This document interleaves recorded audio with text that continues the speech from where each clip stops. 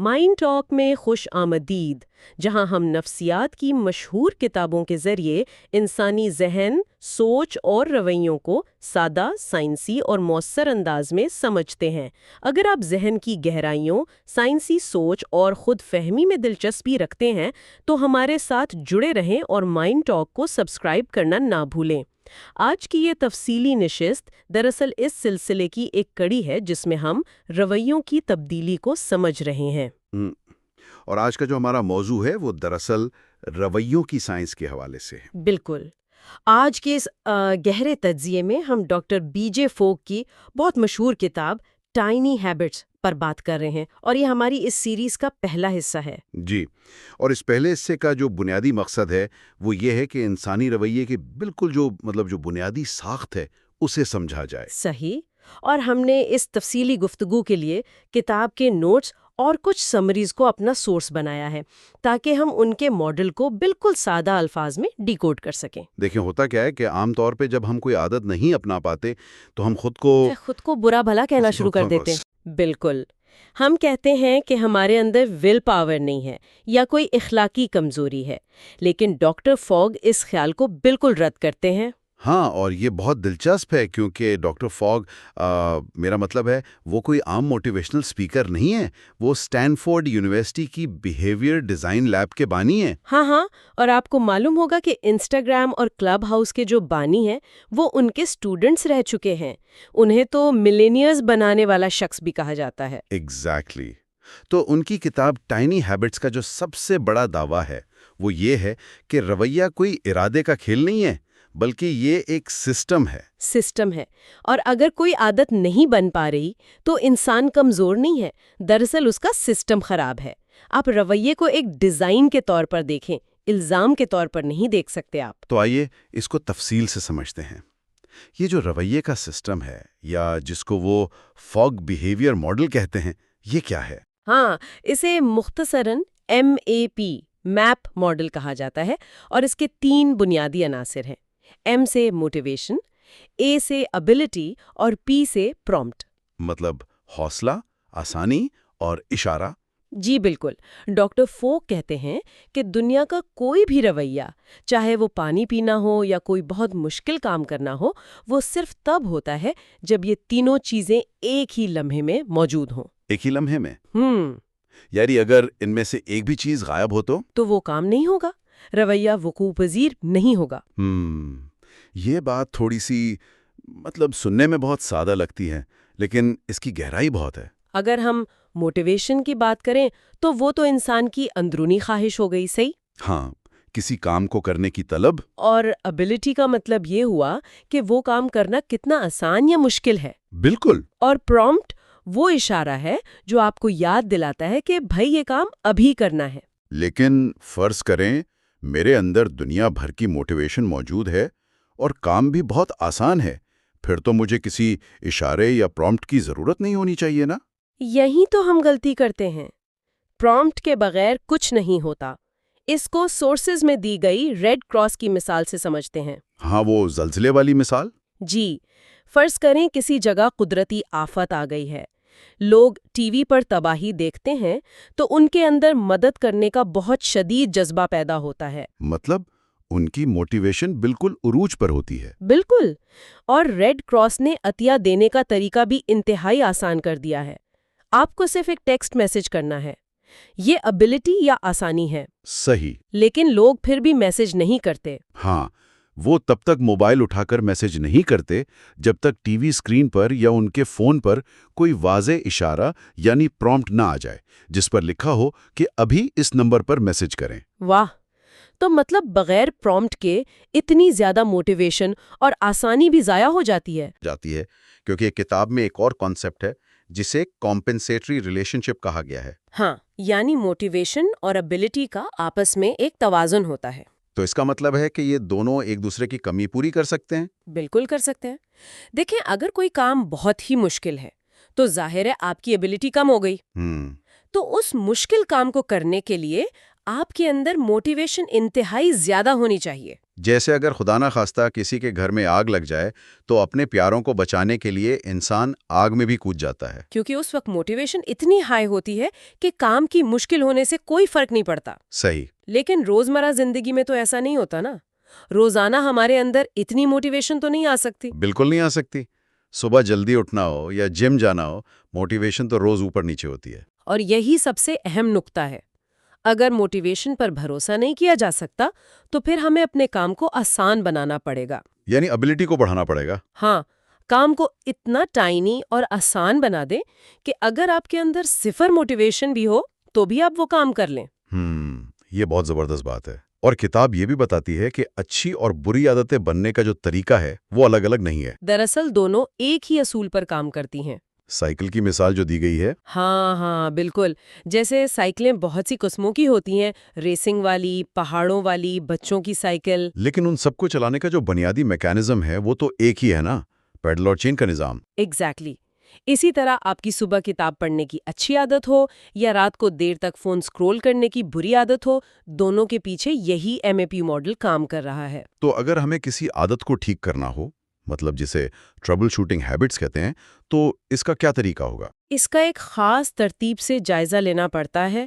ہم عام طور پر سب سے پہلے اپنی موٹیویشن کو کوسنا شروع کر دیتے ہیں۔ ہاں، کہ یار مجھ میں تو لگن ہی نہیں ہے، میرا ارادہ ہی کچا ہے۔ لیکن ماڈل کہتا ہے کہ سب سے پہلے آپ اپنا پرومپٹ چیک کریں۔ کیا کام کے وقت کوئی یاد دہانی تھی؟ اور اگر پرومپٹ موجود ہو، پھر کیا کریں؟ پھر دوسرے نمبر پر ایبیلٹی کو دیکھیں۔ کیا وہ کام اتنا مشکل تو نہیں تھا؟ اگر مشکل تھا تو اسے چھوٹا بنائیں۔ اور پھر سب سے آخر میں جا کر موٹیویشن کو چیک کیا جاتا ہے۔ اس ترتیب کو سمجھنے کے لیے کیٹی والی مثال بہت پرفیکٹ بیٹھتی ہے۔ بالکل۔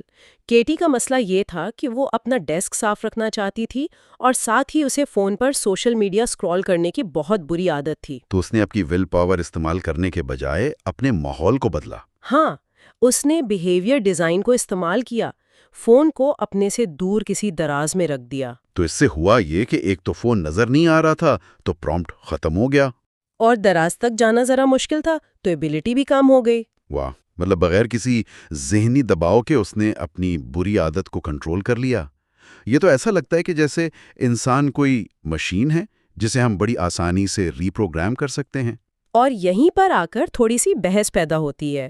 اگر ہم اس کو وسیع تر تناظر میں دیکھیں تو کیا یہ ماڈل حد سے زیادہ سادہ نہیں لگ رہا؟ میرا بھی یہی سوال تھا۔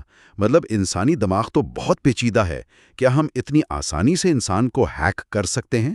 دیکھیں، اس تنقیدی پہلو کو سمجھنے کے لیے ڈینیل کانیمن کا کام بہت اہمیت رکھتا ہے۔ ان کی کتاب تھنکنگ فاسٹ اینڈ سلو ہمیں بتاتی ہے کہ انسانی رویے صرف اتنے میکینیکل نہیں ہوتے۔ تو اس میں اور کیا عوامل شامل ہوتے ہیں؟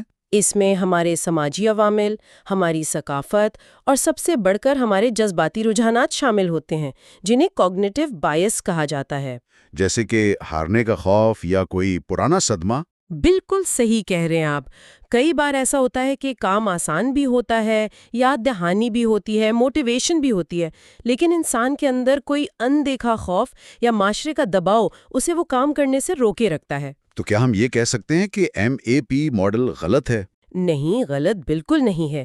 یہ روزمرہ کی عادتوں کے لیے ایک بہت زبردست اور طاقتور ٹول ہے، لیکن ہم اسے انسانی نفسیات کی مکمل اور حتمی تشریح نہیں کہہ سکتے۔ ہمیں اس ماڈل کے ساتھ ساتھ اپنی جذباتی پیچیدگیوں کو بھی سمجھنا ہوگا۔ یہ بہت خوبصورت توازن ہے گفتگو میں۔ تو آج کے اس پہلے حصے کو اگر ہم سمیٹیں تو یہ بات بالکل ثابت ہو گئی کہ انسانی رویہ ارادے کا نہیں بلکہ خالصتاً ڈیزائن کا نتیجہ ہوتا ہے۔ اور یہ بات واقعی انسان کو بہت ذہنی سکون دیتی ہے کہ خرابی ہمارے اندر نہیں، ہمارے بنائے گئے سسٹم کے ڈیزائن میں ہے۔ بالکل۔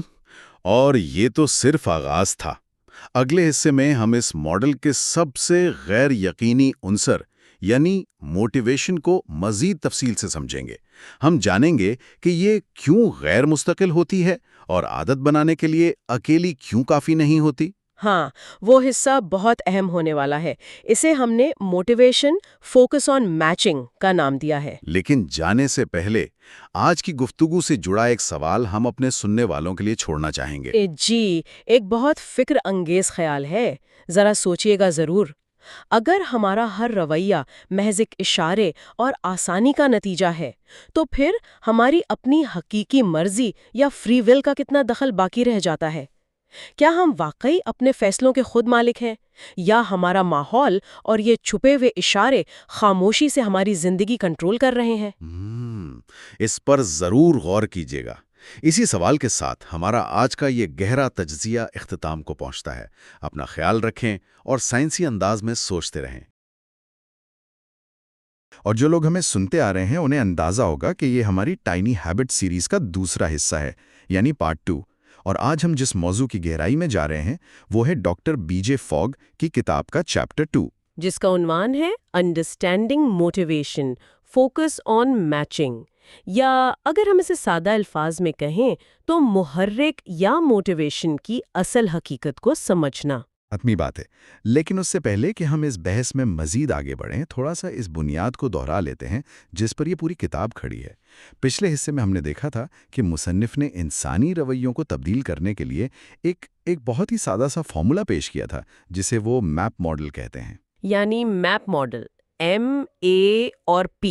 بالکل، M سے موٹیویشن، A سے ابیلٹی اور P سے پرومپٹ۔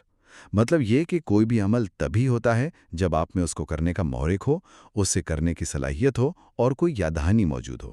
اگر ایک بھی چیز مسنگ ہے تو عمل نہیں ہوگا۔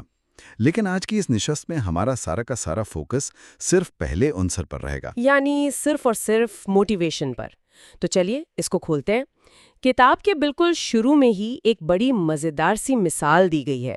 سینڈرا اور ایڈرین نام کے ایک کپل کی کہانی ہے۔ یہ دونوں ایک نیا گھر خریدتے ہیں، تو ان کی کہانی ہمیں موٹیویشن کے بارے میں کیا بتاتی ہے؟ دیکھیں، سینڈرا اور ایڈرین کی کہانی ہم سب کی کہانی ہے۔ جب وہ اس نئے گھر میں آتے ہیں تو اپنے پچھواڑے یعنی بیک یارڈ کو دیکھ کر ان کا جوش و خروش دیدنی ہوتا ہے۔ وہ دونوں طے کرتے ہیں کہ اسے ایک بہت شاندار باغیچے میں بدلیں گے۔ اور شروع میں تو وہ واقعی بڑا کام کرتے ہیں، اوزار لاتے ہیں، مٹی ڈالتے ہیں۔ ہاں، شروع کے چند دن تو وہ خوب جم کر محنت کرتے ہیں۔ لیکن یہاں جو بات حیران کن ہے وہ یہ ہے کہ لوگ عام طور پر موٹیویشن کو رویوں کی تبدیلی کا سب سے بڑا اور واحد ذریعہ سمجھتے ہیں۔ ان کے ساتھ بھی یہی ہوا۔ وقت کے ساتھ تھکاوٹ ہوئی، دفتر کے کام بیچ میں آ گئے اور ان کا وہ سارا کا سارا جوش مدھم پڑتا گیا۔ اور ان کا وہ خوابوں کا باغیچہ بالکل ہی نظر انداز ہو کر رہ گیا۔ بالکل، اور وہ پہلے سے بھی زیادہ خستہ حالت میں چلا گیا۔ تو حقیقت یہ ہے کہ موٹیویشن بالکل بھی قابل بھروسہ نہیں ہوتی۔ یہ دراصل ایک مستقبل کا دھوکہ ہے۔ مستقبل کا دھوکہ مطلب ہم خود کو بیوقوف بنا رہے ہوتے ہیں۔ ایک طرح سے نہیں، ہاں، جب ہم کوئی نیا ارادہ کرتے ہیں نا تو ہم اپنے مستقبل کے جوش اور جذبے کا بہت ہی غلط اندازہ لگاتے ہیں۔ ہم فرض کر لیتے ہیں کہ ہم آج جتنے فریش اور موٹیویٹڈ ہیں اگلے ہفتے کی شام کو بھی اتنی ہی توانائی سے بھرے ہوں گے۔ حالانکہ ایسا ہوتا نہیں ہے، اور پھر جب وہ جوش برقرار نہیں رہتا تو انسان خود کو کوستا ہے کہ شاید مجھ میں ہی کوئی خرابی ہے، ارادے کی کمی ہے۔ بالکل یہی ہوتا ہے، اور اسی غیر یقینی کیفیت کو سمجھانے کے لیے ڈاکٹر فوگ نے ایک کمال کا استعارہ استعمال کیا ہے۔ وہ اسے کہتے ہیں موٹیویشن منکی یا محرک کا بندر۔ موٹیویشن منکی، یہ تو نام سے ہی لگ رہا ہے کہ کوئی ایسی چیز جو ٹک کر نہیں بیٹھتی۔ 100% ایسا ہی ہے۔ ہمارا دماغ ایک بے چین بندر کی طرح کام کرتا ہے جو ان بدلتے ہوئے جذباتی محرکات کی علامت ہے۔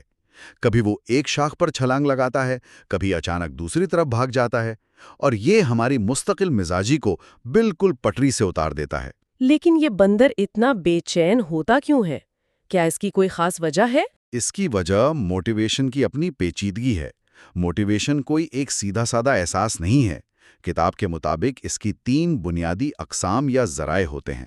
اچھا، تو وہ 3 اقسام کون سی ہیں؟ سب سے پہلی ہے پرسنل ڈیزائر، یعنی آپ کی اپنی اندرونی خواہش، جیسے آپ کا دل چاہ رہا ہے کہ آپ گٹار بجانا سیکھیں۔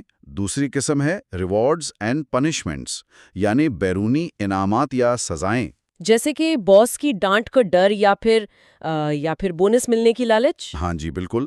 اور تیسری اور آخری قسم ہے کانٹیکسچول پریشر، جسے ہم ماحول یا حالات کا دباؤ کہہ سکتے ہیں۔ ماحول کا دباؤ، مطلب جیسے اگر میرے سارے دوست کیٹو ڈائٹ کر رہے ہیں تو مجھ پر بھی ایک غیر محسوس سا دباؤ ہوگا کہ میں بھی وہی کروں۔ ایگزیکٹلی یہ وہ 3 مختلف خوراکیں ہیں جو اس موٹیویشن منکی کو ہر وقت اچھل کود پر مجبور کرتی ہیں۔ اب مسئلہ یہ ہے کہ یہ تینوں اقسام اکثر ایک دوسرے سے ٹکراتی ہیں۔ یعنی ایک ہی وقت میں 2 مختلف ڈائریکشنز میں کھنچاؤ؟ بالکل، ایک طرف آپ کا دل چاہ رہا ہے کہ تھکاوٹ ہے، صوفے پر لیٹ کر آرام کیا جائے، یہ اندرونی خواہش ہے، اور دوسری طرف دباؤ ہے کہ وزن کم کرنے کے لیے جم جانا ہے۔ اب انسان 2 مختلف سمتوں میں پھنس جاتا ہے۔ اور اسی الجھن میں پھر کوئی کام نہیں ہو پاتا۔ اور اسی چیز کو مزید واضح کرنے کے لیے کتاب میں ایک اور بہت ہی زبردست تصور پیش کیا گیا ہے، موٹیویشن ویو، یعنی محرک کی لہر۔ ہاں، یہ لہر کا کانسیپٹ بہت اہم ہے۔ نئے سال کی شروعات میں ہم اکثر دیکھتے ہیں نا کہ جم بھرے ہوتے ہیں، جیسے کوئی بہت بڑی لہر آئی ہو، لیکن پھر فروری آتے آتے سب غائب۔ یہ موٹیویشن ویو کی بہترین مثال ہے۔ شروع میں جذبہ ایک اونچی لہر کی طرح سمندر میں اٹھتا ہے۔ اس اونچی موج کے دوران انسان بڑے سے بڑا اور مشکل کام بھی کر گزرتا ہے۔ مہنگا سامان خرید لے گا، مشکل ڈائٹ شروع کر دے گا، لیکن ظاہر سی بات ہے کہ ہر لہر کو ایک نہ ایک دن نیچے آنا ہوتا ہے۔ یعنی حالات بدلتے ہیں اور جذبات ٹھنڈے پڑ جاتے ہیں۔ اور جیسے ہی لہر میں کمی واقع ہوتی ہے، وہ ساری مشکل عادتیں جو اس لہر کے سہارے کھڑی تھیں، ریت کے محل کی طرح گر جاتی ہیں۔ اور یہ صرف مہینوں کی بات نہیں ہے، یہ روزمرہ کی بنیاد پر بھی ہوتا ہے۔ صبح کے وقت آپ کی موٹیویشن اور ہوتی ہے، شام کو اور ہوتی ہے۔ تو اس کا مطلب ہے کہ ہم ایک ایسی چیز پر بھروسہ کر رہے ہیں جو ہر گھنٹے بعد بدلتی رہتی ہے۔ یہ تو واقعی بہت بڑی غلط فہمی ہے۔ یہاں بات واقعی بہت دلچسپ ہو جاتی ہے، کیونکہ کتاب میں ایک اور بہت اہم نقطے کی طرف اشارہ کیا گیا ہے، بڑے اور مبہم مقاصد۔ ویگ گولز۔ جی، ویگ گولز، جیسے کہ مجھے صحت مند بننا ہے یا مجھے اپنی نیند بہتر کرنی ہے۔ دیکھنے میں تو یہ بہت اچھے لگتے ہیں، لیکن اصل میں یہ کوئی ٹھوس یا واضح عمل پیدا نہیں کر پاتے۔ دیکھیں نا، دماغ کو کوئی کلیئرٹی ہی نہیں مل رہی۔ جب ہدف مبہم ہو تو روایتی طریقے صرف اور صرف اندازوں پر یعنی گیس ورک پہ چلتے ہیں۔ لوگ بغیر سوچے سمجھے بس دوسروں کی کاپی کرنا شروع کر دیتے ہیں۔ یعنی اگر کسی مشہور بندے نے کہہ دیا کہ وہ صبح 4 بجے اٹھتا ہے تو سب وہی کرنے کی کوشش کریں گے۔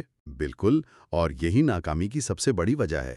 پچھلے چیپٹر میں ہم نے تلافی کا اصول یا کمپنسیٹری ریلیشن شپ ڈسکس کیا تھا نا؟ ہاں، کہ موٹیویشن اور کام کی آسانی یعنی ابیلٹی کے درمیان ایک ترازو والا تعلق ہوتا ہے۔ بس وہی بات ہے۔ اگر موٹیویشن کی لہر نیچے آ گئی ہے تو اس کام کا بے حد آسان ہونا ضروری ہے، ورنہ رویہ کبھی بھی تبدیل نہیں ہو سکتا۔ تو اس سب کا آخر مطلب کیا ہے؟ اگر ہم موٹیویشن پر بھروسہ نہیں کر سکتے، بڑے اور مبہم مقاصد کام نہیں آتے، تو پھر انسان کرے کیا؟ اور یہی اس چیپٹر کا سب سے قیمتی حل ہے۔ مصنف کہتا ہے کہ موٹیویشن کو زبردستی بڑھانے پر زور مت لگائیں، اس کی بجائے سارا فوکس درست رویے کے انتخاب پر رکھیں، جسے وہ کہتے ہیں فوکس آن میچنگ۔ اور انہی درست رویوں کو کتاب میں گولڈن بیہیویئرز یا سنہرے رویے کہا گیا ہے۔ جی، سنہرے رویے، اور ان کی 3 بہت ہی خاص نشانیاں ہوتی ہیں۔ سب سے پہلی تو یہ ہے کہ وہ رویہ مقاصد کے حصول میں انتہائی مؤثر ہو یعنی effective who. want to do، نہ کہ وہ کام جو اسے لگتا ہے کہ اسے کرنا چاہیے، یعنی should do۔ یہ وانٹ ٹو ڈو اور شوڈ ڈو کا فرق واقعی بہت گہرا ہے۔ جب ہم کوئی کام دباؤ میں آ کر کرتے ہیں تو ہم جلد ہی اس سے اکتا جاتے ہیں۔ اور تیسری نشانی یہ ہے کہ وہ عمل انسان کی پہنچ میں ہو، وہ اسے بآسانی کر سکتا ہو، یعنی ایکشنیبل ہو۔ بالکل۔ اب سوال یہ ہے کہ یہ سنہرے رویے ڈھونڈے کیسے جائیں؟ تو اس کے لیے ایک ٹول دیا گیا ہے جسے فوکس میپنگ کہتے ہیں۔ فوکس میپنگ کا طریقہ واقعی بہت دلچسپ ہے۔ چلیں اس کو کسی مثال سے سمجھتے ہیں۔ فرض کریں کسی شخص کا مقصد ہے کہ وہ اپنی خوراک میں چینی کا استعمال کم کرے، تو وہ فوکس میپنگ کیسے کرے گا؟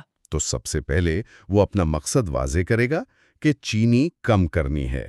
پھر وہ ان تمام رویوں کی ایک فہرست بنائے گا جو اس مقصد تک لے جا سکیں، مثلاً چائے میں چینی آدھی کر دینا، بسکٹ نہ خریدنا، یا پھر میٹھے کی جگہ فروٹ کھا لینا۔ ہاں، جتنے بھی خیالات آئیں وہ سب لکھ لے۔ اور پھر آخری سٹیپ ہے میچنگ کا۔ وہ اس فہرست میں سے چھانٹی کرے گا۔ وہ دیکھے گا کہ کون سا کام سب سے زیادہ مؤثر ہے اور ساتھ ہی ساتھ سب سے آسان بھی ہے۔ اگر اسے فروٹ پسند ہی نہیں تو وہ رویہ کٹ جائے گا، کیونکہ وانٹ ٹو ڈو والی شرط پوری نہیں ہو رہی۔ اور آخر میں جو 2-3 چھوٹے اور آسان کام بچیں گے وہی اس کے گولڈن بیہیویئرز ہوں گے۔ یہ تو واقعی بہت پریکٹیکل اپروچ ہے۔ لیکن اگر ہم اسے بڑی تصویر سے جوڑیں تو کیا سبھی ماہر نفسیات اس ماڈل سے متفق ہیں؟ اگر ہم اسے بڑی تصویر سے جوڑیں تو سچی بات یہ ہے کہ ماہرین نفسیات کی آراء اس بارے میں مختلف بھی ہیں۔ ڈاکٹر فاگ کا ماڈل بلا شبہ انتہائی کارآمد ہے، لیکن اگر ہم ڈینیل کونیمن جیسے ماہرین کو دیکھیں جنہوں نے تھنکنگ فاسٹ اینڈ سلو لکھی تھی، بالکل، تو ان کے نزدیک انسان کے فیصلے صرف MAP ماڈل تک محدود نہیں ہوتے۔ ہمارے دماغ کے کچھ تعصبات ہوتے ہیں جنہیں ہم کوگنیٹو بائسز کہتے ہیں، وہ بھی ہمارے فیصلوں کو بہت حد تک کنٹرول کر رہے ہوتے ہیں۔ جیسے کہ فومو یعنی فیئر آف مسنگ آؤٹ۔ ہم اکثر کوئی چیز صرف اس لیے خرید لیتے ہیں کیونکہ اس پر سیل لگی ہوتی ہے، حالانکہ ہمیں اس کی ضرورت نہیں ہوتی۔ ایگزیکٹلی، وہاں آپ کی کوئی حقیقی موٹیویشن یا ایبلٹی کام نہیں آ رہی ہوتی، بس دماغ کا ایک غیر منطقی تعصب آپ سے فیصلہ کروا رہا ہوتا ہے۔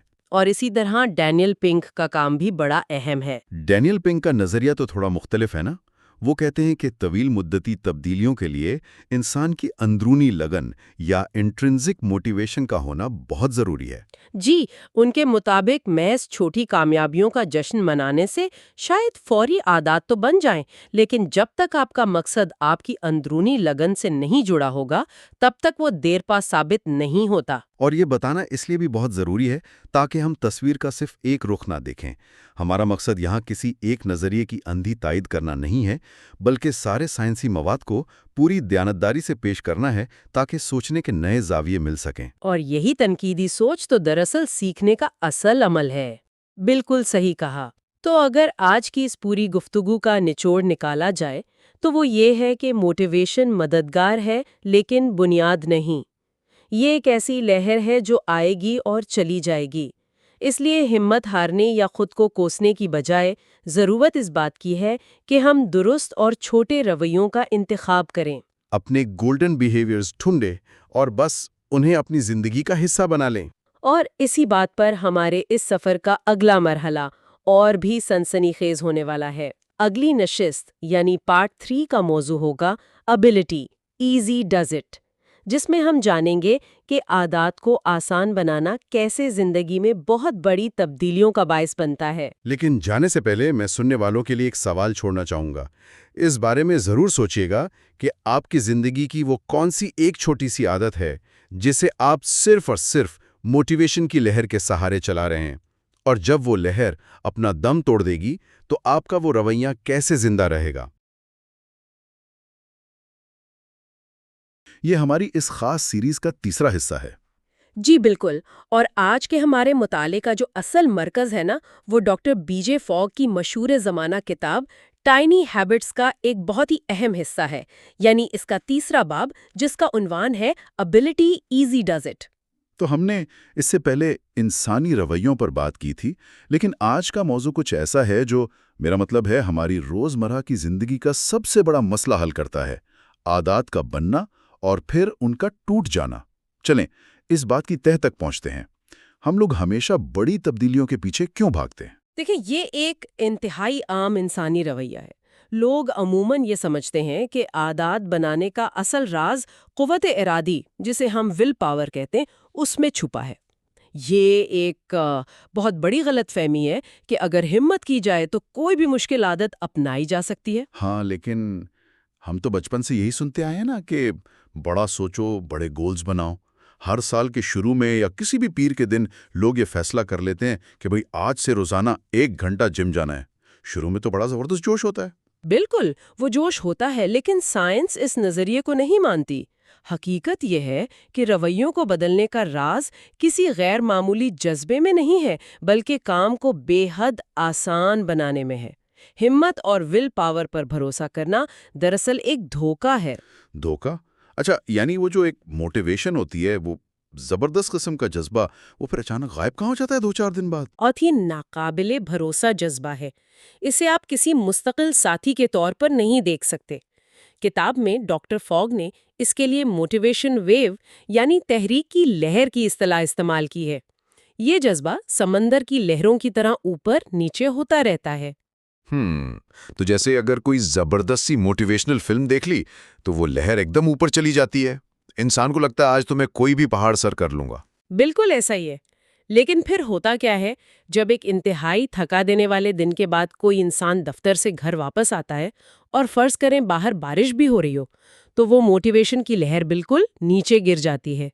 مسئلہ تب بنتا ہے جب لوگ اپنی پائیدار عادات کی بنیاد اسی غیر مستقل جذبے پر رکھ دیتے ہیں۔ مطلب یہ تو وہی بات ہوگی نا کہ کوئی ایک ایسی عمارت کھڑی کر رہا ہے جس کی بنیاد ہی ریت پر ہے، حالات کی تھوڑی سی لہر آئی اور عمارت زمین بوس۔ 100% درست تشبیہ دیا آپ نے۔ موٹیویشن دراصل بہت پیچیدہ چیز ہے۔ یہ ہماری نیند کی کمی، ہمارے موڈ اور حالات پر منحصر ہوتی ہے۔ اسی لیے کتاب یہ واضح کرتی ہے کہ جب موٹیویشن کی لہر نیچے ہو تو کام کرنے کی صلاحیت، جسے ہم ابیلٹی کہتے ہیں، اسے بلند ترین سطح پر ہونا چاہیے۔ یعنی کام اتنا آسان ہو کہ اسے کرنے کے لیے کسی ہمت یا جوش کی ضرورت ہی نہ پڑے۔ جی، انسان کتنا ہی تھکا ہوا ہو، مصروف ہو، وہ کام پھر بھی آسانی سے ہو جائے۔ اور یہیں پر ہم سب سے بڑی غلطی کرتے ہیں۔ ہم سمجھتے ہیں کہ ایک ہی دن میں 5 کلومیٹر دوڑنے سے زندگی بدلے گی۔ جبکہ کتاب کا یہ نقطہ واقعی حیران کن ہے کہ بڑی تبدیلیاں عموماً ناکام ہو جاتی ہیں اور چھوٹی تبدیلیاں ہمیشہ کامیاب رہتی ہیں۔ جتنا کام آسان ہوگا اس کے عادت بننے کا چانس اتنا ہی زیادہ ہوگا۔ ایسا ہی ہے۔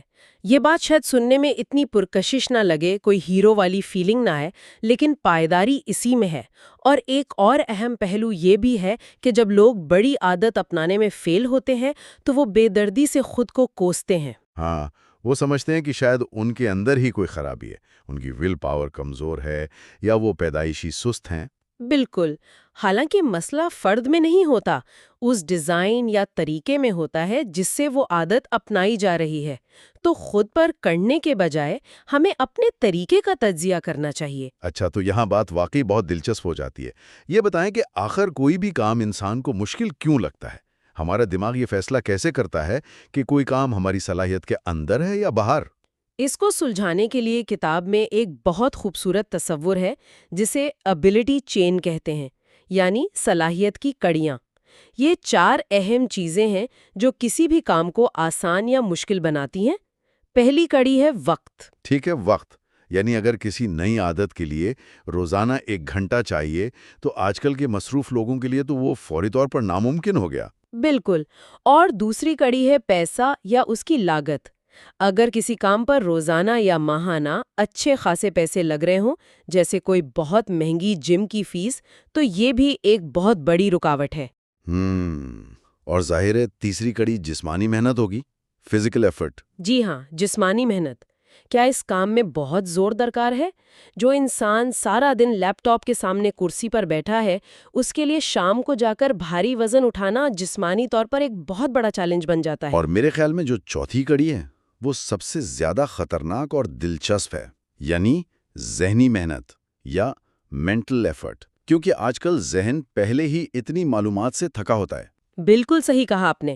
آج کے دور میں ذہنی تھکاوٹ جسمانی تھکاوٹ سے کہیں زیادہ بڑی رکاوٹ ہے۔ چوتھی کڑی یہی دیکھتی ہے کہ کام ذہن پر کتنا بوجھ ڈال رہا ہے۔ جب دماغ پہلے ہی 100 مسئلوں میں الجھا ہو تو وہ مزید کوئی سوچ بچار والا کام نہیں کرنا چاہتا۔ یار ذہنی محنت سے مجھے ایک بڑی عام سی مثال یاد آ رہی ہے، رات کے کھانے کا فیصلہ کرنا۔ میں نے اکثر دیکھا ہے کہ سارا دن کام کرنے کے بعد لوگ جب گھر آتے ہیں، فریج میں سبزیاں پڑی ہوتی ہیں، گوشت ہوتا ہے، لیکن پھر بھی فاسٹ فوڈ آرڈر کر لیتے ہیں۔ ہاں جی، یہ بہت عام ہے۔ اور اس کی وجہ یہ نہیں ہوتی کہ کھانا پکانے کی جسمانی طاقت نہیں ہے، بلکہ وجہ یہ ہوتی ہے کہ کیا پکانا ہے اور کیسے پکانا ہے، یہ سوچنا اس وقت ایک بہت بڑی ذہنی محنت لگ رہی ہوتی ہے۔ فاسٹ فوڈ آرڈر کرنے میں تو ذہنی دباؤ بالکل صفر ہوتا ہے نا۔ یہ ایک بہترین مثال ہے اور یہ ثابت کرتی ہے کہ اگر اس ایبیلٹی چین کی 4 کڑیوں میں سے وقت، پیسہ، جسمانی یا ذہنی محنت میں سے کوئی ایک کڑی بھی ٹوٹ جائے تو وہ نیا کام وہیں دم توڑ دیتا ہے۔ تو اس تصور کو مزید کلیئر کرنے کے لیے کتاب میں وہ جو مائک اور کرس کی مثال ہے وہ تو واقعی آنکھیں کھول دینے والی ہے۔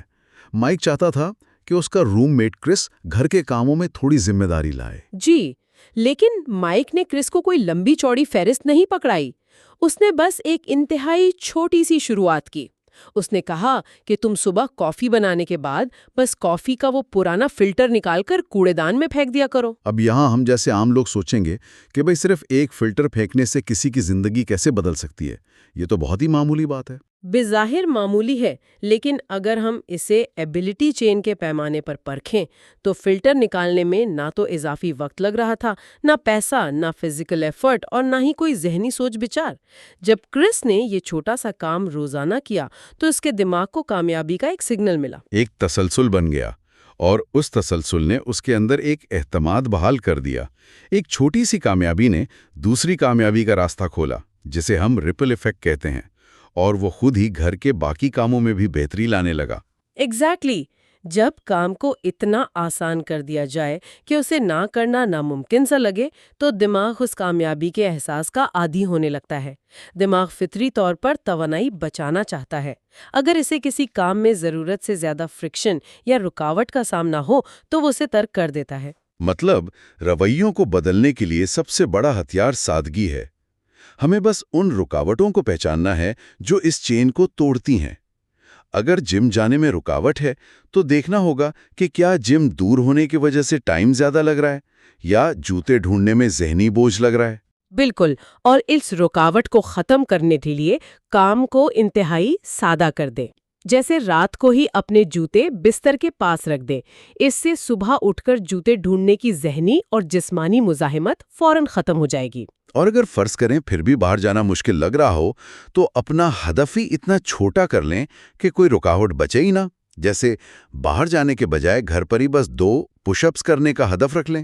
جی، اور یہی ٹائنی ہیبٹس کا وہ سنہری اصول ہے جو بظاہر عجیب لگتا ہے مگر جادوئی اثر رکھتا ہے. ڈاکٹر فوک کی کتاب کے مشہور اقوال اس پورے فلسفے کا نچوڑ ہے. وہ کہتے ہیں سمپلسٹی چینجز بیہیویئر. سادگی رویے کو بدل دیتی ہے. اور ایک اور جگہ وہ بڑی زبردست بات کہتے ہیں کہ اگرچہ چھوٹا کام بظاہر شاید پرکشش نہ لگے لیکن حقیقت میں یہ کامیاب اور پائیدار ہوتا ہے. بالکل. Start small, stay consistent. یعنی آغاز ہمیشہ چھوٹے پیمانے پر کریں اور مستقل مزاج رہیں. ہم لوگ اکثر سائز اور مقدار کو کامیابی سمجھتے ہیں، حالانکہ اصل پیمانہ یہ ہے کہ کیا وہ کام ہر روز ہو رہا ہے. صحیح بات ہے. اگر کوئی روز صرف ایک صفحہ پڑھنے کی عادت ڈال لے تو وہ اس بندے سے میلوں آگے ہے جو ایک ہی دن میں پوری کتاب پڑھنے کا ارادہ کرتا ہے مگر کتاب کھولتا ہی نہیں ہے. اور اسے اگر ہم انسانی زندگی کی بڑی تصویر میں دیکھیں تو بات مزید واضح ہو جاتی ہے. ہماری زندگی کوئی سیدھی لکیر تو نہیں ہے. مصروفیات آتی ہیں، بیماریاں آ جاتی ہیں، بنی بنائی روٹین ٹوٹ جاتی ہے. اور ایسے حالات میں وہ جو بڑی بڑی عادتیں ہوتی ہیں ان کو دوبارہ شروع کرنا واقعی ایک پہاڑ چڑھنے جیسا لگتا ہے. بندہ سوچتا ہے اب پھر سے روز 1 گھنٹہ نکالنا پڑے گا اور وہ ہمت ہار دیتا ہے. اس کے برعکس چھوٹی عادات کو دوبارہ شروع کرنا بہت آسان ہوتا ہے کیونکہ سامنے کوئی پہاڑ نہیں ہوتا، بس ایک چھوٹی سی رکاوٹ ہوتی ہے جسے آپ آسانی سے پار کر لیتے ہیں. جب عادت چھوٹی ہو اور کسی دن موٹیویشن بالکل زیرو ہو تو ذہن کہتا ہے چلو یار 2 منٹ کا کام ہے، جلدی سے کر لیتا ہوں تاکہ سلسلہ نہ ٹوٹے. کتاب میں وہ جو ایمی نامی خاتون کی مثال ہے وہ اس کی بہترین عکاس ہے. جی ہاں، ایمی ایک فری لانس کام کرنے والی ماں تھی جس پر کام اور گھر کا بہت دباؤ تھا. وہ اکثر الجھن کا شکار رہتی تھی، لیکن اس نے اس صورتحال سے نکلنے کے لیے کوئی بہت مہنگا یا مشکل ٹائم مینجمنٹ کا سسٹم نہیں خریدا. ہاں، اس نے ایبیلٹی چین کو استعمال کرتے ہوئے سادگی کا راستہ چنا. اس نے روزانہ صبح بیٹی کو اسکول چھوڑنے کے بعد بس اس دن کی صرف ایک سب سے اہم ذمہ داری کو ایک پوسٹڈ نوٹ پر لکھ کر اپنے سامنے چپکا لیا. بس اتنا سا کام جس میں نہ ٹائم لگا، نہ پیسہ، نہ سوچ بچار، لیکن اس چھوٹے سے قدم نے اس کی روزمرہ کی پیداواری صلاحیت یا پروڈکٹیوٹی میں انقلاب برپا کر دیا. اور سب سے بڑھ کر اس کی خود اعتمادی بڑھ گئی، کیونکہ جب انسان کسی بڑے ہدف میں ناکام ہوتا ہے تو مایوسی ہوتی ہے، لیکن ایک چھوٹی سی کامیابی سے، چاہے وہ کاغذ پر ایک جملہ لکھنا ہی کیوں نہ ہو، دماغ میں خوشی کے کیمیکلز ریلیز ہوتے ہیں. بالکل، جسے ہم ڈوپامائن کہتے ہیں، اور یہ کیمیکل اس رویے کو دوبارہ کرنے کے لیے ایک طاقتور محرک بن جاتا ہے. سادگی دراصل انسان کو ناکامی کے اس زہریلے احساس سے بچاتی ہے. تو اس سب کا اصل مطلب کیا ہے؟ اگر ہم اس پوری تفصیلی گفتگو کو سمیٹیں تو نچوڑ یہ نکلتا ہے کہ سادگی عادت کی اصل طاقت ہے۔ سالوں سے جسے ہم اپنی کمزوری سمجھتے آئے ہیں، یعنی موٹیویشن کا کم ہونا، وہ دراصل دماغ کا فطری عمل ہے۔ جی، ہمیں خود کو مورد الزام ٹھہرانا چھوڑ دینا چاہیے۔ اگر کوئی عادت بار بار ناکام ہو رہی ہے تو اس کا سیدھا سا مطلب ہے کہ کام موجودہ حالات میں بہت بڑا ہے۔ حل صرف یہ ہے کہ اسے اتنا آسان اور سادہ بنا لیا جائے کہ اسے نہ کرنا ناممکن محسوس ہو۔ بڑے قدم اٹھا کر گرنے سے بہتر ہے کہ چھوٹے قدم اٹھائے جائیں۔ لیکن یہ تو عادات کو آسان بنانے کی بات ہو گئی۔ ایک بڑا مرحلہ تو ابھی باقی ہے۔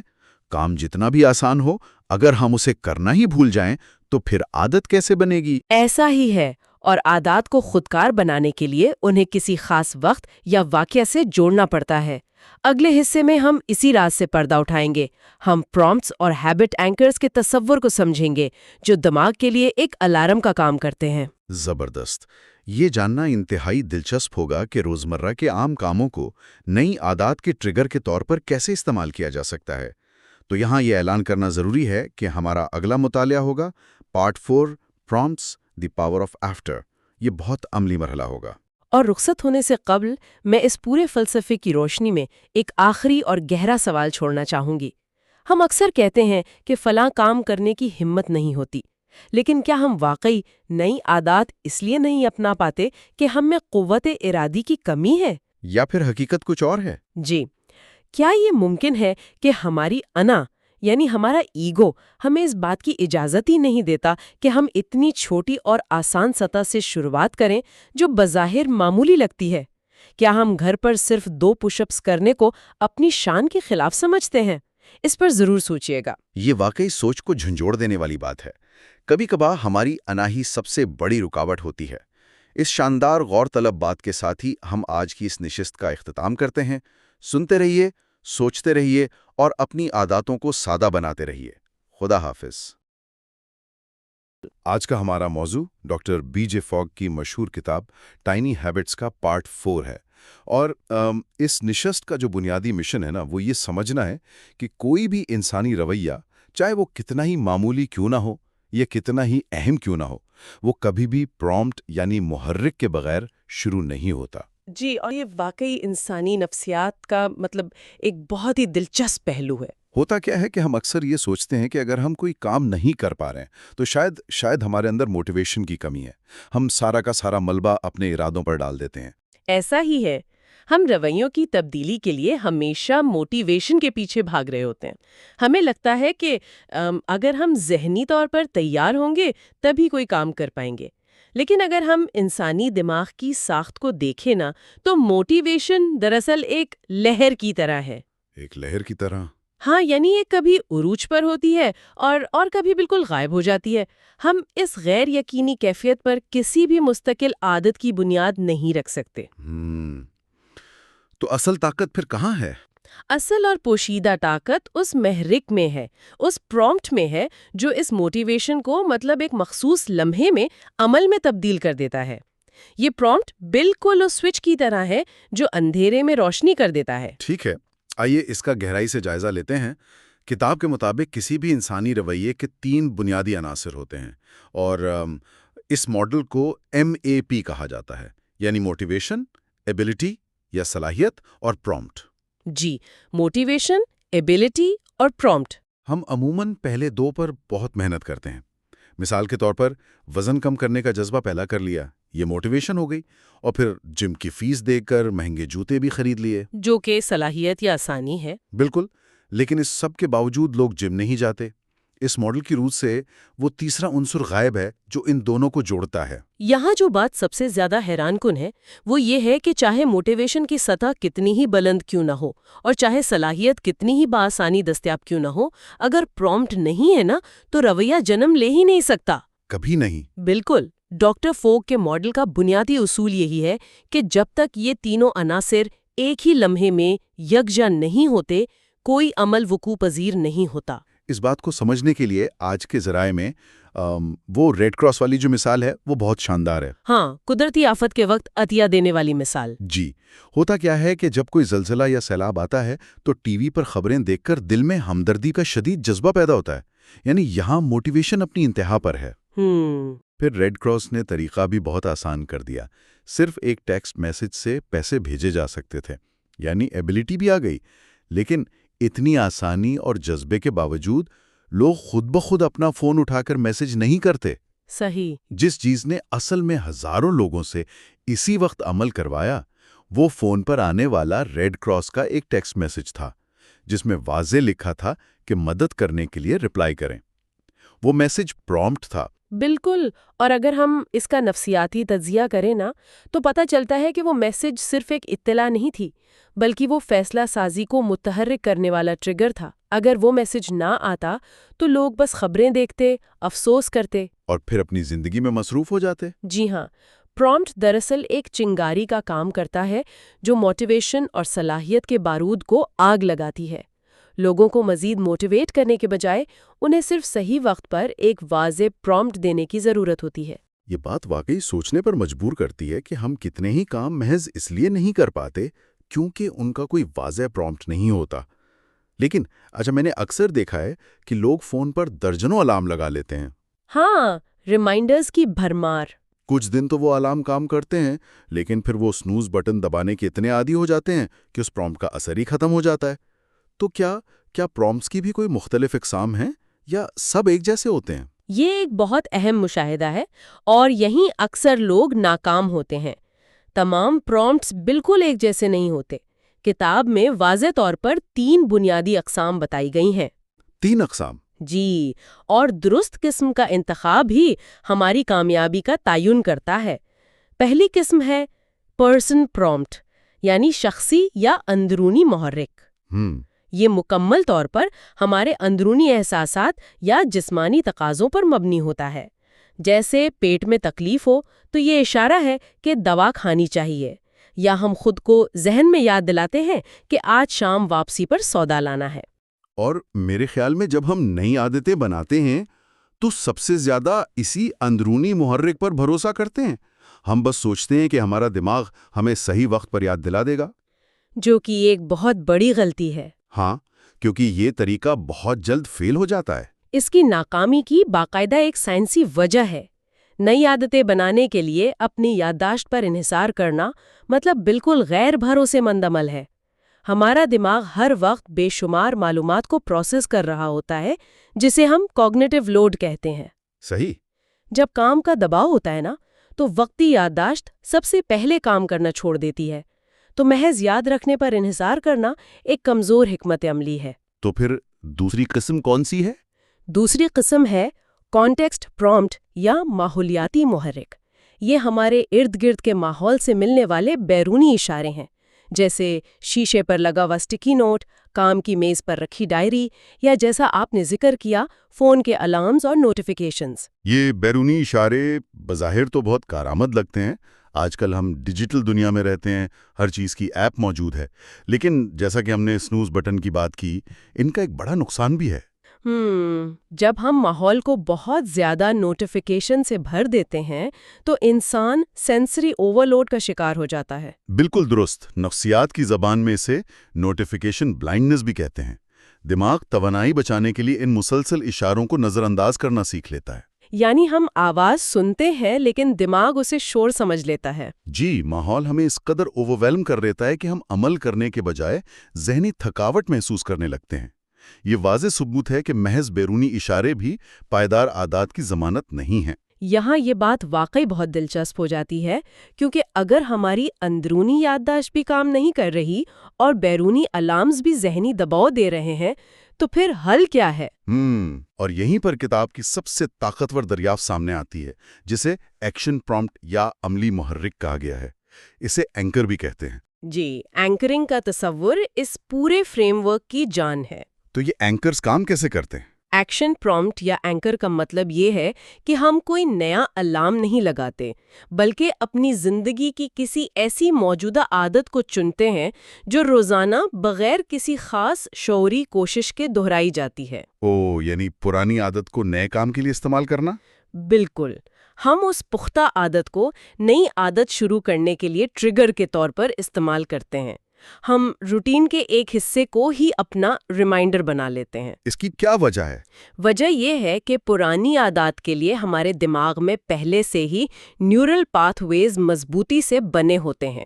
جب ہم نئی عادت کو اس پرانے راستے کے ساتھ جوڑتے ہیں تو دماغ کے لیے اسے اپنانا انتہائی آسان ہو جاتا ہے۔ یہ ایک شاندار طریقہ ہے کیسے ایک چھوٹی سی موجودہ چیز کمپاؤنڈ ایفیکٹ پیدا کرتی ہے۔ ہم دماغ کی آٹو پائلٹ صلاحیت کا فائدہ اٹھا رہے ہیں اور اس کے لیے مصنف نے باقاعدہ ایک فارمولا دیا ہے۔ اگر ہم اسے بڑی تصویر یا وسیع تناظر سے جوڑیں تو یہیں سے وہ مشہور ٹائنی ہیبٹ ریسیپی جنم لیتی ہے۔ ترکیب بہت سادہ ہے، after I do X I will do Y. یعنی جب میں اپنی موجودہ عادت پوری کروں گا تو اس کے فوراً بعد نئی عادت اپناؤں گا۔ جی، اور اس پوری ترکیب میں سب سے زیادہ طاقت لفظ آفٹر یعنی اس کے بعد میں چھپی ہے۔ یہ دماغ کے لیے ایک واضح حد بندی کرتا ہے کہ کس لمحے حرکت میں آنا ہے۔ اس آفٹر کی طاقت اور اینکرنگ کو سمجھنے کے لیے ہمارے ذرائع میں ایمی نامی خاتون کی ایک بہت متاثر کن کہانی موجود ہے۔ ہاں، وہ فری لانسر والی کہانی۔ جی، ایمی کی زندگی ہر طرف سے شدید دباؤ کا شکار تھی۔ خاندانی مسائل تھے، بچوں کی تحویل کا کیس تھا اور کام کا بے پناہ پریشر۔ وہ ہر وقت اوور ویلمڈ رہتی تھی اور اس کی پیداواری صلاحیت بالکل گر چکی تھی۔ بالکل، اس نے کوئی لمبا چوڑا کورس نہیں کیا، صرف ایک اینکر کا سہارا لیا۔ اس کی پکی عادت یہ تھی کہ وہ روزانہ صبح بیٹی کو اسکول چھوڑنے جاتی تھی۔ اس نے فیصلہ کیا کہ جیسے ہی وہ واپس اپنی گاڑی میں بیٹھے گی، وہ لمحہ جب وہ گاڑی کا دروازہ بند کرے گی، وہ اس کا ایکشن پرومپٹ ہوگا۔ اور اس کے فوراً بعد اس نے جو نئی عادت جوڑی وہ بھی انتہائی مختصر تھی۔ جی، دروازہ بند کرنے کے بعد وہ محض ایک پوسٹ اٹ نوٹ نکالتی اور اس پر دن کا سب سے اہم کام لکھ لیتی۔ صرف ایک کام۔ صرف ایک کام۔ نفسیاتی طور پر دیکھیں تو گاڑی کے دروازے کی آواز اور اس کا بند ہونا ایک بہت مضبوط فزیکل اور آڈیو اینکر تھا۔ اس نے بکھرے ہوئے ذہن کو سمیٹنے کے لیے ایک مخصوص لمحے کا انتخاب کیا۔ اور اس بظاہر معمولی عادت کے نتائج حیران کن تھے۔ اس چھوٹے عمل نے دماغ کو واضح سمت دی۔ اس کی پیداواری صلاحیت اتنی بڑی کہ کچھ ہی عرصے میں آمدنی 4 گنا ہو گئی۔ 4 گنا! یہ بہت بڑی تبدیلی ہے۔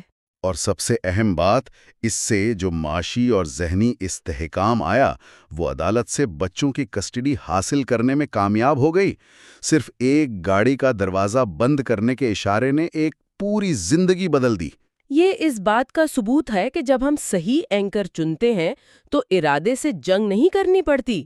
روزمرہ کی مثال لے لیں، صبح کچن کاؤنٹر پر چابیاں رکھنا ایک اینکر ہے اور اس کے فوراً بعد پانی کا ایک گھونٹ پینا نئی عادت۔ لیکن یہاں ایک اہم تکنیکی نکتہ سمجھنا ضروری ہے۔ ہر پرانی عادت اچھا اینکر نہیں ہوتی۔ اچھا، تو درست اینکر کے لیے کن چیزوں کا خیال رکھنا چاہیے؟ 3 بنیادی چیزوں کا خیال رکھنا ضروری ہے۔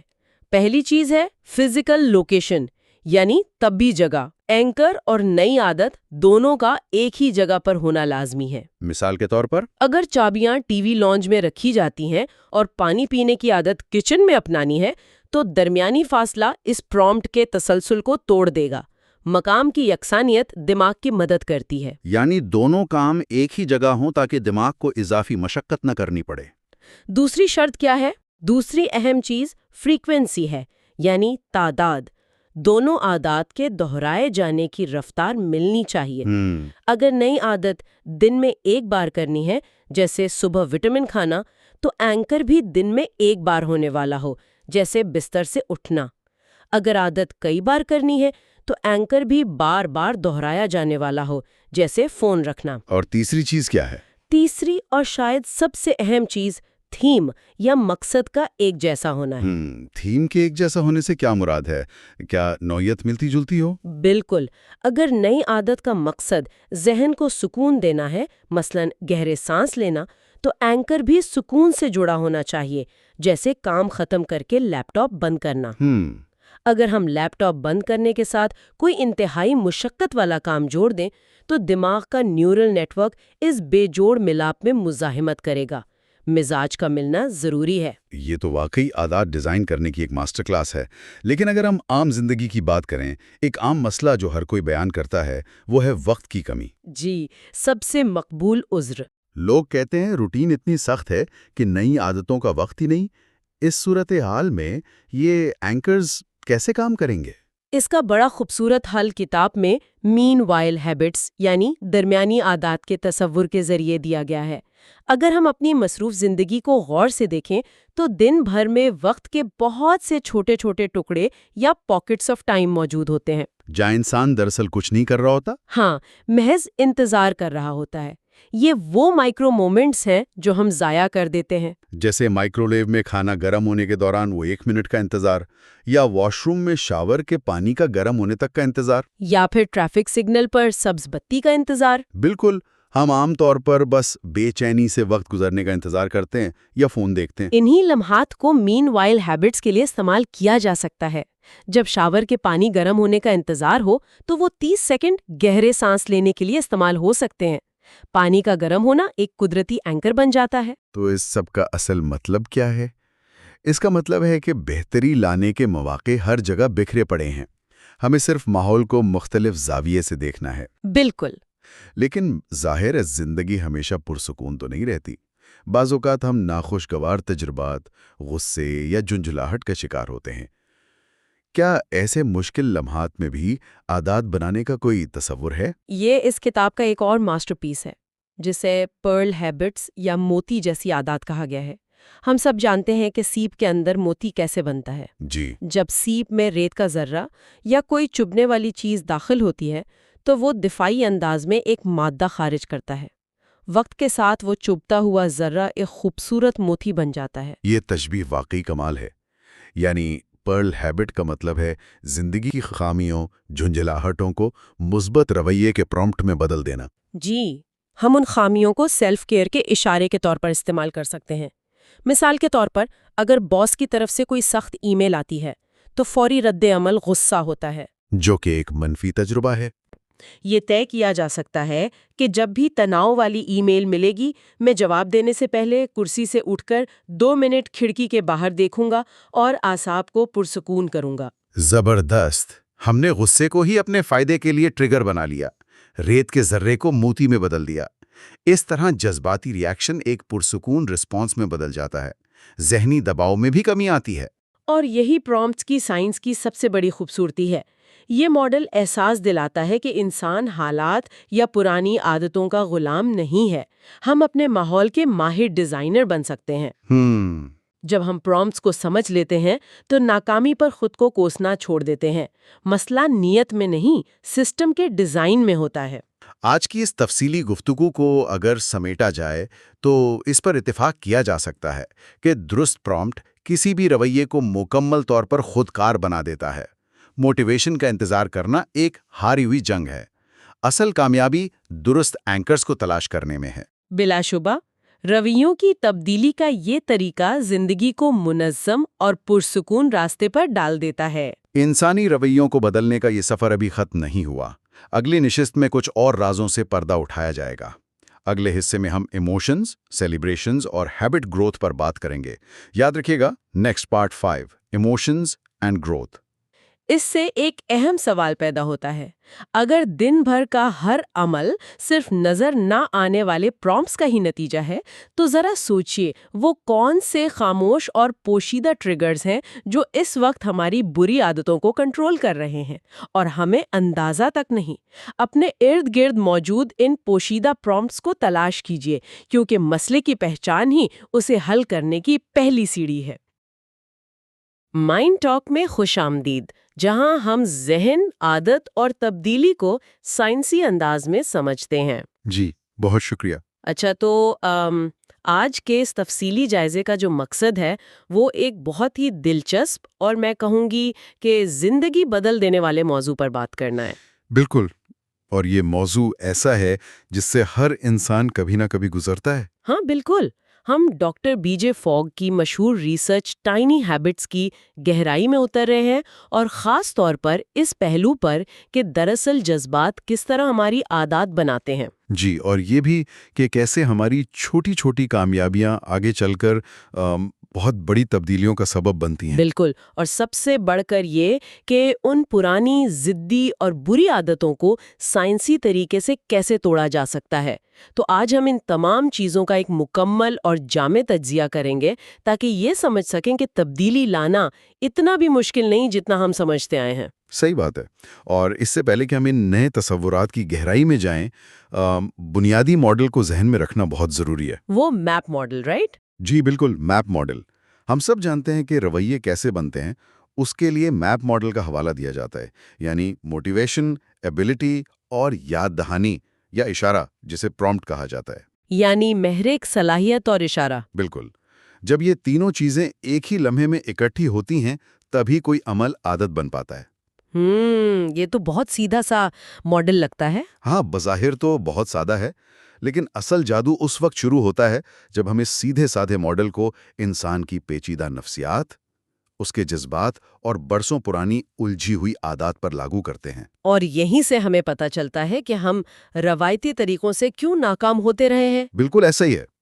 ٹھیک ہے، چلیں اس کو تفصیل سے سمجھتے ہیں، کیونکہ اس ریسرچ میں ایک ایسے تصور کو چیلنج کیا گیا ہے جو ہم بچپن سے سنتے آ رہے ہیں۔ آپ وہ 21 دن والے فارمولے کی بات کر رہی ہیں نا؟ ہاں بالکل، ہمیں ہمیشہ یہ بتایا گیا ہے کہ اگر کسی کام کو بار بار دہرایا جائے، یعنی صرف تکرار یا ریپیٹیشن کی جائے، تو وہ عادت بن جاتی ہے۔ 21 دن کا فارمولا یا 66 دن کا فارمولا، یہ سب ہم نے سن رکھا ہے۔ جی، ہم سمجھتے ہیں کہ کیلنڈر پر کراس لگاتے رہنے سے کوئی چیز ہماری شخصیت کا حصہ بن جائے گی۔ دراصل ڈاکٹر فوگ اپنی تحقیق سے اس پرانی سوچ کو بالکل غلط ثابت کرتے ہیں۔ ان کے مطابق عادات صرف دہرانے سے نہیں بنتی۔ تو پھر کیسے بنتی ہیں؟ ان کے مطابق عادات تو احساس کامیابی اور ان جذبات سے بنتی ہیں جو انسان اس عمل کے دوران یا اس کے فوراً بعد محسوس کرتا ہے۔ یہاں سب سے دلچسپ بات یہ ہے کہ اس کے پیچھے ایک مکمل نیورولوجیکل سائنس کام کر رہی ہے۔ ہاں، وہ ڈوپامین والا چکر۔ جی بالکل، یہ صرف کوئی فلسفیانہ بات نہیں ہے۔ جب کوئی شخص کسی چھوٹی سی کامیابی پر شعوری طور پر خوشی مناتا ہے یا جشن مناتا ہے تو اس کے دماغ کا انعامی نظام، جسے ہم ریوارڈ سسٹم کہتے ہیں، متحرک ہو جاتا ہے۔ یعنی وہ خوشی کا احساس دماغ کو سگنل دیتا ہے۔ بالکل، اس عمل کے دوران دماغ میں ڈوپامائن نامی کیمیکل خارج ہوتا ہے۔ یہ ڈوپامائن ان مثبت احساسات کو ہمارے نئے رویوں کے ساتھ جوڑ دیتا ہے۔ تو دماغ کو یہ پیغام ملتا ہے کہ یہ کام کر کے بہت اچھا محسوس ہوا، ہمیں یہ کام دوبارہ کرنا چاہیے۔ بالکل درست۔ اگر ہم اسے آسان الفاظ میں سمجھیں تو ڈوپامائن دراصل دماغ کے اندر ایک طرح سے سیو کا بٹن ہے۔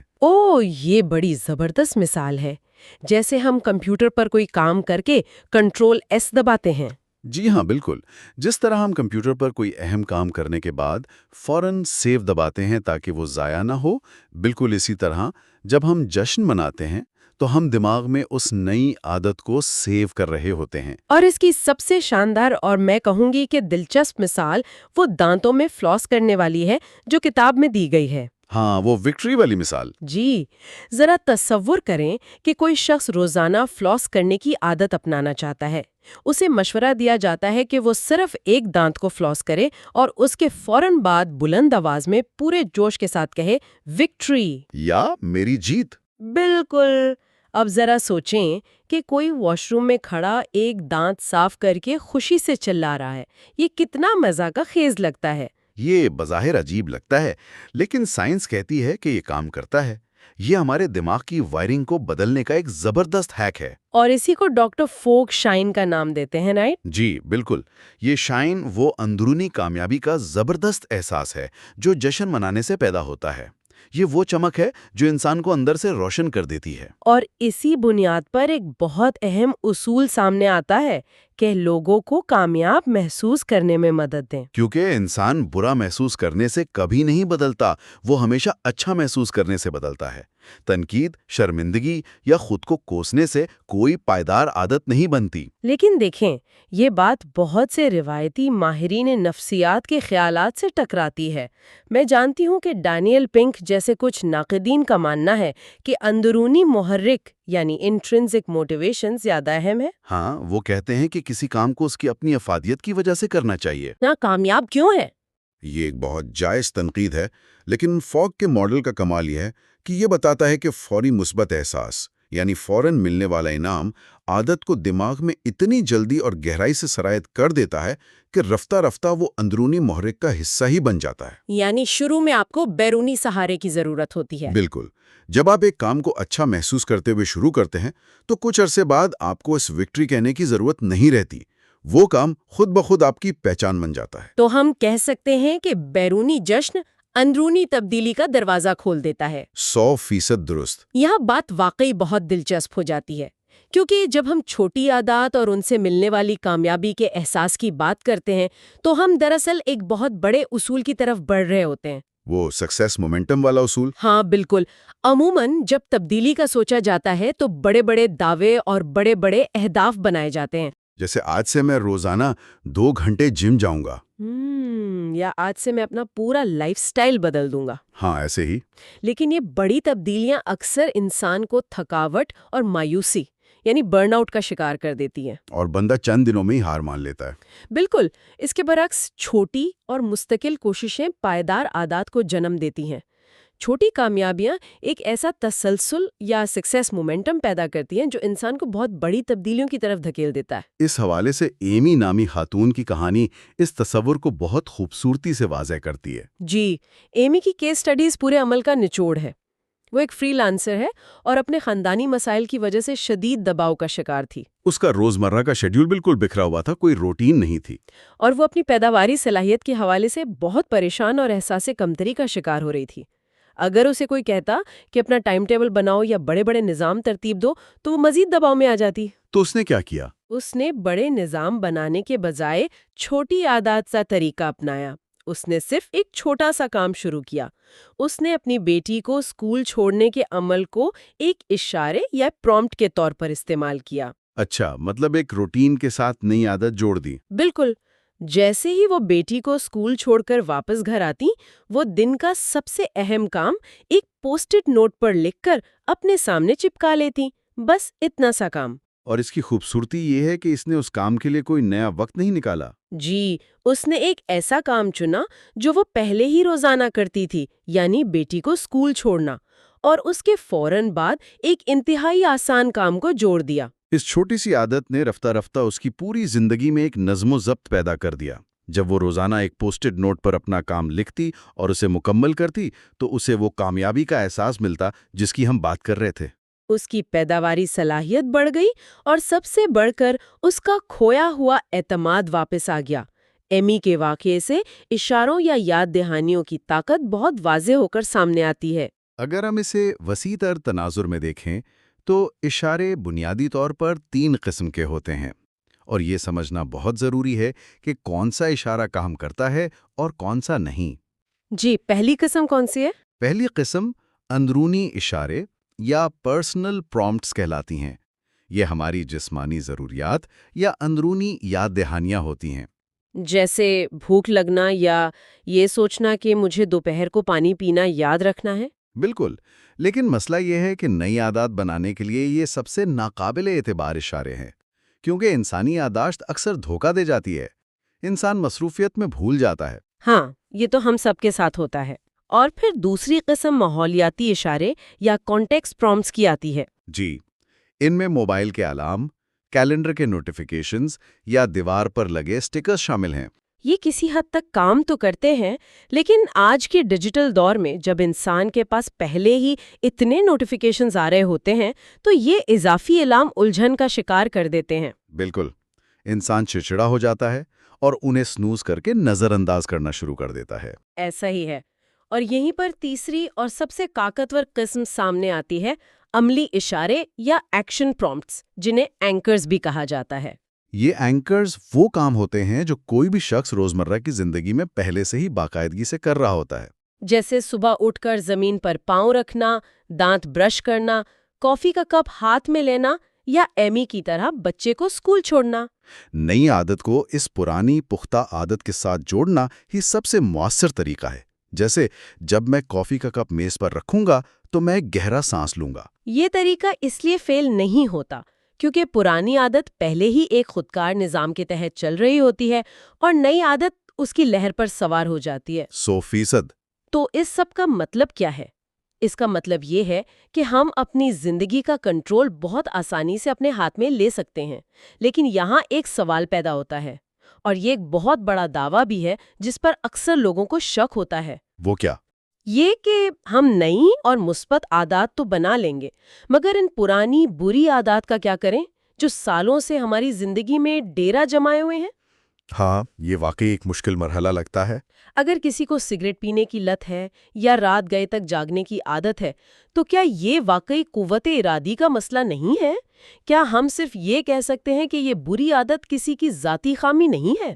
یہ واقعی ایک ایسا سوال ہے جو انسان کو سوچنے پر مجبور کر دیتا ہے، لیکن یہ نقطہ نظر سمجھنا بہت ضروری ہے کہ بری عادت اخلاقی ناکامی نہیں ہے، بلکہ یہ صرف ڈیزائن کی خامی ہے۔ ڈیزائن کی خامی؟ جی، اسے ایک الجھی ہوئی ڈور یا گانٹھ کی طرح سمجھنا چاہیے۔ جب ہم جیب سے ہینڈز فری نکالتے ہیں اور اس کی تاریں الجھی ہوئی ہوتی ہیں، تو اگر ہم اسے زور سے کھینچیں گے تو گانٹھ مزید سخت ہو جائے گی۔ تو اسے آرام سے سلجھانا پڑتا ہے۔ بالکل، اسے منظم طریقے سے آرام سے اس کے سرے پکڑ کر سلجھایا جاتا ہے۔ بالکل اسی طرح کسی بھی بری عادت کو توڑنے کے لیے 3 مخصوص مراحل پر عمل کرنا ضروری ہوتا ہے۔ اور اس کا پہلا مرحلہ بہت حیران کن ہے۔ عموماً جب کوئی بری عادت چھوڑنی ہو تو انسان فوراً اسی سے لڑنا شروع کر دیتا ہے۔ لیکن یہ نظریہ کہتا ہے کہ بری عادت کو چھوڑنے پر فوری توجہ دینے کے بجائے پہلے نئی اور مثبت عادات بنائیں تاکہ آپ کی خود اعتمادی اور مہارت میں اضافہ ہو۔ یہ بالکل ایسا ہے جیسے آپ براہ راست دشمن سے لڑنے کے بجائے پہلے اپنی طاقت بڑھا رہے ہوں۔ جی، جب چھوٹی کامیابیوں سے انسان کا اعتماد بحال ہو جاتا ہے تو پھر وہ دوسرے مرحلے کی طرف جاتا ہے جو کہ اصل میدان عمل ہے۔ اور یہ دوسرا مرحلہ عادت کو روکنے کا ڈیزائن بنانا ہے۔ اس مرحلے میں ہم واپس اسی بنیادی میپ ماڈل پر آتے ہیں اور اس کے عناصر میں تبدیلیاں کرتے ہیں۔ بالکل، اگر ہم کسی عادت کو روکنا چاہتے ہیں تو ہم یا تو اس کے اشارے کو ہٹا دیتے ہیں یا اسے کرنا اتنا مشکل بنا دیتے ہیں کہ انسان کی صلاحیت یا ایبلٹی جواب دے جائے، یا پھر اس کے محرک کو کم کر دیتے ہیں۔ اور اگر یہ دوسرا مرحلہ بھی کام نہ کرے تو پھر تیسرا مرحلہ آتا ہے، یعنی بری عادت کو کسی نئی اور مثبت عادت سے بدل دینا، جسے سویپنگ ہیبٹس کہا جاتا ہے۔ اس چیز کو سمجھنے کے لیے جونی نامی خاتون کی مثال بہت زبردست ہے۔ ہاں، جونی کو چینی اور میٹھا کھانے کی شدید لت تھی۔ وہ جب بھی کوشش کرتی ناکام ہو جاتی اور پھر خود کو کوسنا شروع کر دیتی کہ اس کے اندر قوت ارادی کی کمی ہے۔ لیکن جب اس نے اس نئے ماڈل کو اپنایا تو اس نے خود سے لڑنے کے بجائے اپنے ماحول کو تبدیل کیا۔ اس سے ایک اہم سوال پیدا ہوتا ہے کہ جونی نے آخر یہ کیا کیسے؟ جونی نے اپنے مسئلے کو منظم طریقے سے سلجھایا۔ سب سے پہلے اس نے یاد دہانیوں کو ختم کیا، یعنی اس نے گھر کی الماریوں اور اپنے ارد گرد کے ماحول سے وہ تمام میٹھی چیزیں ہٹا دیں جو اسے میٹھا کھانے کی یاد دلاتی تھیں۔ جب سامنے چیز نظر نہیں آئے گی تو اشارہ ختم ہو جائے گا اور عادت کمزور پڑ جائے گی۔ بالکل، اس کے بعد اس نے عادت کو مشکل بنا دیا، یعنی ایبلٹی کو کم کیا۔ اس نے یہ اصول بنایا کہ اگر اسے میٹھا کھانا بھی ہے تو وہ گھر میں نہیں رکھے گی، بلکہ اسے گھر سے باہر جا کر ڈرائیو کر کے بازار سے لانا پڑے گا۔ اس اضافے نے، اس رگڑ نے عمل کو اتنا مشکل کر دیا کہ اکثر اوقات وہ سستی کی وجہ سے ارادہ ہی ترک کر دیتی تھی۔ یہ واقعی سمارٹ اپروچ ہے۔ اور ساتھ ہی اس نے اپنی خواہشات کو کنٹرول کرنے کے لیے ایسے متبادل تلاش کیے جن سے اس کا موٹیویشن متوازن ہو گیا۔ اس نے بری عادت کو ایک قدر بہتر عادت سے بدلنے کی کوشش کی۔ اس نے اپنے آپ کو مجرم محسوس کروانے یا تنقید کا نشانہ بنانے کے بجائے ہمدردی اور ایک بہترین سسٹم کے ذریعے اپنی عادت کو بدل ڈالا۔ یہ کتنا زبردست اور تسلی بخش نقطہ نظر ہے کہ خود کو قصوروار ٹھہرانے کے بجائے اپنے ارد گرد کے ماحول اور سسٹم پر توجہ دی جائے۔ لیکن یہ تمام باتیں جو ہم کر رہے ہیں یہ فرد واحد کے بارے میں ہے۔ عادات کا یہ سفر صرف ایک فرد کی ذات تک محدود نہیں رہتا۔ جی، انسان تنہا نہیں رہتا، وہ ایک معاشرے اور خاندان کا حصہ ہے۔ جب ایک شخص تبدیل ہوتا ہے تو اس کے ارد گرد کی دنیا بھی بدلنے لگتی ہے۔ اور یہی وہ مقام ہے جہاں یہ تصور مزید وسعت اختیار کر لیتا ہے۔ عادات دراصل ایک بیج کی طرح ہوتی ہیں، جنہیں اگر ایک شخص اپنے اندر بوتا ہے تو اس کا پھل پورے باغ یعنی خاندان اور معاشرے کو ملتا ہے۔ انسان کی انفرادی تبدیلی معاشرے پر ایک خاموش لیکن انتہائی گہرا اثر چھوڑتی ہے۔ ہم اکثر سمجھتے ہیں کہ دوسروں کو بدلنے کے لیے انہیں نصیحتیں کرنی پڑتی ہیں، لیکن رویے الفاظ سے زیادہ اونچی آواز میں بولتے ہیں۔ اس اجتماعی تبدیلی کی طاقت کو سمجھنے کے لیے مائک اور کارلا کی کیس سٹڈی سے بہتر کوئی مثال نہیں ہو سکتی۔ اوہ ہاں، وہ اپنے بیٹے کرس کی وجہ سے پریشان تھے۔ جی، یہ والدین اپنے 21 سالہ بیٹے کرس کی وجہ سے شدید ذہنی دباؤ کا شکار تھے۔ کرس ایک غیر ذمہ دار نوجوان بن چکا تھا، ہر وقت اپنے کمرے میں تنہا رہتا تھا اور ان کے ساتھ بالکل گھلتا ملتا نہیں تھا۔ روایتی طریقہ تو یہ ہوتا کہ والدین کرس کو زبردستی بدلنے کی کوشش کرتے، اسے ڈانٹتے، اس پر پابندیاں لگاتے یا اسے لیکچر دیتے۔ لیکن مائک اور کارلا نے ایک بالکل مختلف اور حیران کن راستہ چنا۔ انہوں نے کرس پر توجہ دینے کے بجائے خود اپنی عادات کو بدلنے کا فیصلہ کیا۔ یہ ایک بہت ہی غیر روایتی طریقہ تھا۔ انہوں نے کرس کو بدلنے کا منصوبہ ترک کر دیا اور مل کر فیصلہ کیا کہ وہ اپنی شاموں کو بہتر بنائیں گے۔ انہوں نے ٹی وی کم دیکھنا شروع کیا، شام کو اکٹھے بیٹھ کر باتیں کرنے کی عادت ڈالی اور صحت مند کھانا گھر پر پکانا شروع کیا۔ انہوں نے اپنے گھر کے ماحول کو تناؤ سے پاک کر دیا، اور سب سے بڑی بات، انہوں نے کرس سے ایک لفظ نہیں کہا، کوئی تقاضا نہیں کیا۔ اور اس کا نتیجہ واقعی حیران کن تھا۔ جب ان کے گھر کا ماحول بدلا، جب ان کی اپنی عادات میں ایک مثبت تبدیلی آئی، تو اس کا اثر خود بخود کرس پر پڑنا شروع ہو گیا۔ آہستہ آہستہ کرس نے اپنے کمرے سے باہر آنا شروع کیا۔ اس نے بغیر کسی دعوت کے ان کے ساتھ رات کا کھانا کھانا شروع کر دیا۔ اس کا رویہ بہتر ہوا، تلخی کم ہوئی، اور وہ اتنا تبدیل ہو گیا کہ کچن میں چلتے پھرتے گنگنانے لگا۔ یہ ایک خاموش لیکن بہت گہری تبدیلی تھی جو صرف والدین کے اپنے رویے بدلنے سے آئی۔ یہ واضح کرتا ہے کہ ہم دوسروں کو بدلنے کے لیے زبردستی نہیں کر سکتے، لیکن ہم اپنے بدلے ہوئے رویے سے ان کے لیے ایک نیا ماحول، ایک نیا ماحولیاتی اشارہ ضرور بنا سکتے ہیں۔ بالکل، اور جب ہم کسی گروپ میں، چاہے وہ خاندان ہو، کوئی دفتر ہو یا کوئی بڑا ادارہ، تبدیلی لانا چاہتے ہیں تو اس کے لیے ایک باقاعدہ خاکہ موجود ہے۔ اسے صرف قسمت پر نہیں چھوڑا جا سکتا۔ وہ خاکہ کیا ہے؟ سب سے پہلے مشترکہ مقاصد کا تعین کرنا ہوتا ہے کہ ہم سب مل کر حاصل کیا کرنا چاہتے ہیں۔ اس کے بعد مختلف رویوں کے آپشنز تلاش کیے جاتے ہیں۔ اور پھر سب سے اہم قدم آتا ہے جسے گولڈن بیہیویئر کہا جاتا ہے، رائٹ؟ جی ہاں، گولڈن بیہیویئر، یہ وہ عادت ہوتی ہے جس کا اثر سب سے زیادہ ہو، جو کرنے میں سب سے آسان ہو اور جس کے لیے سب کے اندر محرک موجود ہو۔ اس عادت کو پھر مزید آسان بنایا جاتا ہے، اور جب بھی کوئی گروپ ممبر اسے کامیابی سے کرتا ہے تو سب مل کر اس کامیابی کا جشن مناتے ہیں۔ اس کی ایک بہت شاندار مثال ایک بڑے ہسپتال کی بھی دی جاتی ہے، جہاں نرسیں اور طبی عملہ شدید تھکاوٹ اور ذہنی دباؤ کا شکار تھا۔ تو وہاں انتظامیہ نے کیا کیا؟ انتظامیہ نے کوئی لمبی چوڑی ورکشاپس کروانے کے بجائے صرف یہ کیا کہ ہر شفٹ کے اختتام پر عملے کو ایک دوسرے کی چھوٹی چھوٹی کامیابیوں کو سراہنے کی عادت ڈالی۔ واؤ!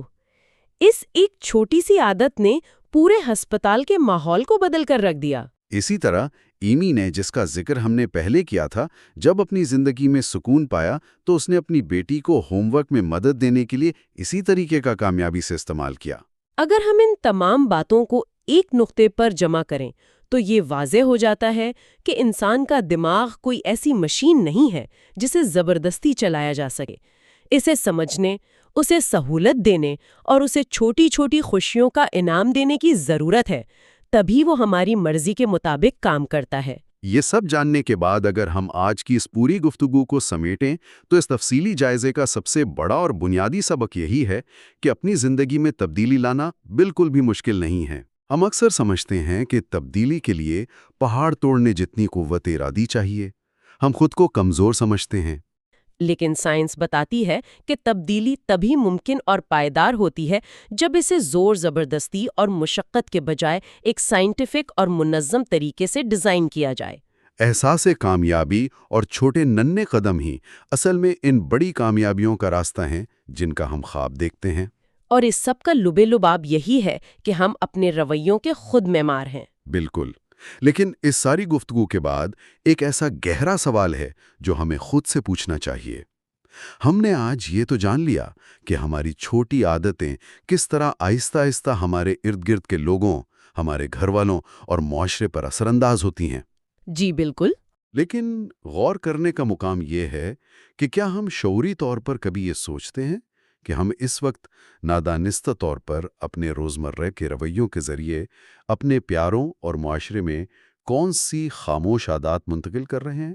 ہماری وہ چھوٹی چھوٹی حرکتیں جنہیں ہم اہمیت نہیں دیتے، کسی اور کے لیے اشارہ بن رہی ہوتی ہیں؟ کیا ہماری موجودہ چھوٹی عادات واقعی وہ مثبت میراث ہیں جو ہم دوسروں کو دینا چاہتے ہیں؟ یہ واقعی ایک ایسا سوال ہے جو انسان کو رک کر اپنے روزمرہ کے معمولات پر نظر ثانی کرنے پر مجبور کر دیتا ہے۔ ہماری عادتیں صرف ہماری نہیں رہتی، وہ ہمارے آس پاس کے ماحول کا حصہ بن جاتی ہیں، بالکل ایک بیج کی طرح جو پورے باغ کو بدل سکتا ہے۔ جی بالکل۔ امید ہے کہ آج کے اس تفصیلی جائزے سے عادات کو سمجھنے اور انہیں مثبت رخ دینے میں ایک نئی سوچ ملی ہوگی، اور یہ واضح ہوا ہوگا کہ چھوٹی تبدیلیاں کتنے بڑے نتائج دے سکتی ہیں۔ بے شک۔ Mind talk, where psychology meets clarity.